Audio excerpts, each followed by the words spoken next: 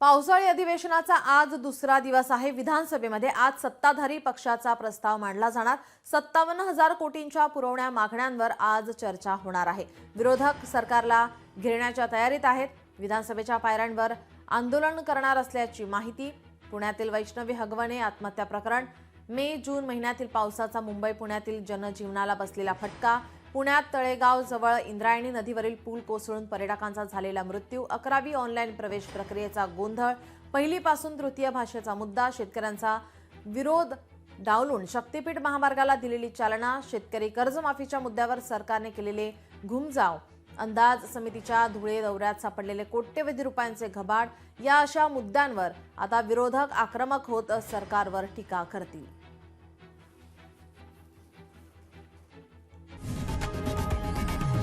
लोकशाही मराठी ऐका, पहा, जागरूक रहा।